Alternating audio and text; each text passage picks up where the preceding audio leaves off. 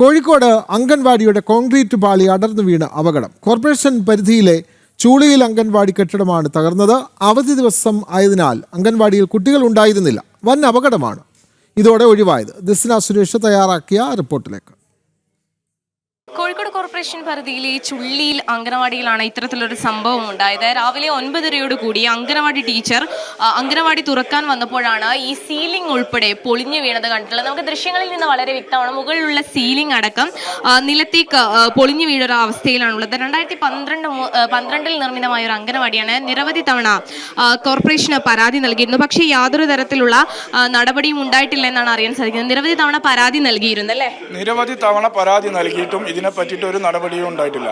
3 അധ്യാപികമാരാണ് ഇവിടെ വന്നിട്ട് നിലവിൽ മാറി മാറി വന്ന അധ്യാപികമാർ. അവരെല്ലാം കംപ്ലൈൻറ്റ് കൊടുത്തിട്ടും ജനങ്ങൾ കംപ്ലൈൻറ്റ് കൊടുത്തിട്ടും ഈ പ്രദേശത്തെ അയൽവാസി ആളുകൾ കംപ്ലൈൻറ്റ് കൊടുത്തിട്ടും ഇതുവരെ ഒരു നടപടിയും ഉണ്ടായിട്ടില്ല.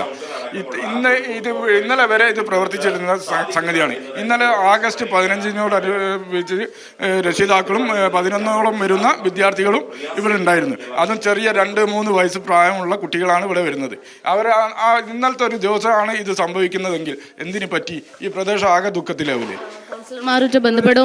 പ്രദേശത്തേക്ക് ഈ കൗൺസിലർ തിരിഞ്ഞു നോക്കിയിട്ട് തന്നെ കുറച്ച് കാലമായി എന്ന് തന്നെ പറയാം. കാരണം ഇവിടുത്തെ വോട്ടർമാരോട് ഓരോ ആവശ്യത്തിന് സമീപിച്ചപ്പോഴും പറയുന്ന കാര്യം എന്താണെന്ന് വെച്ചിട്ടുണ്ടെങ്കിൽ ഇവിടുന്ന് വോട്ട് കുറവായിരുന്നു. ഇവിടുന്ന് വോട്ട് കുറവായതിനെ കൊണ്ട് ഈ ഭാഗത്ത് തിരിഞ്ഞു നോക്കൂല എന്നുള്ളത് വോട്ടർമാരോട് ഡയറക്റ്റ് പറഞ്ഞൊരു കേസാണ്.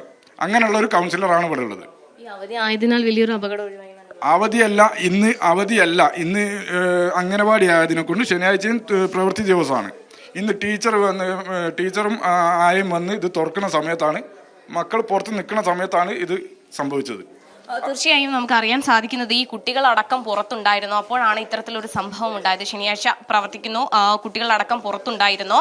ടീച്ചർ വന്ന് ഈ അംഗൻവാടിയുടെ വാതിൽ തുറക്കാൻ ശ്രമിക്കുമ്പോഴാണ് ഇത്തരത്തിലൊരു സംഭവം കണ്ടത് എന്ന് തന്നെയാണ് നിലവിൽ നമുക്ക് അറിയാൻ സാധിക്കുന്നത്. ഇവർ സൂചിപ്പിച്ചതുപോലെ തന്നെ നിരവധി തവണ ഈ അംഗൻവാടി പുതുക്കി പണിയണമെന്നടക്കമുള്ള കാര്യങ്ങൾ ഇവിടുത്തെ ആളുകളും അതോടൊപ്പം തന്നെ രക്ഷിതാക്കളും പറഞ്ഞിട്ടും യാതൊരു തരത്തിലുള്ള നടപടിയും ഉണ്ടായിട്ടില്ല എന്ന് തന്നെയാണ് നാട്ടുകാരുടെ ഭാഗത്തു നിന്ന് ഉയർന്നു വരുന്ന കാര്യം എന്ന് പറയുന്നത്. എന്തായാലും വലിയൊരു രീതിയിലുള്ള പരാതി ഉൾപ്പെടെ ഈ നാട്ടുകാർ പങ്കുവയ്ക്കുന്നുണ്ട്. എന്തായാലും വലിയൊരു അപകടം തന്നെ ഒഴിവായി എന്ന് തന്നെ നമുക്ക് പറയാൻ കഴിയും. ദൃശ്യങ്ങളിൽ നിന്ന് തന്നെ അത് വ്യക്തമാണ്. സീലിംഗ് ഉൾപ്പെടെയാണ് ഈ ടീച്ചർ ഇരിക്കുന്ന കസേരയിലാണ് പൊട്ടി വീണിട്ടുള്ളത്.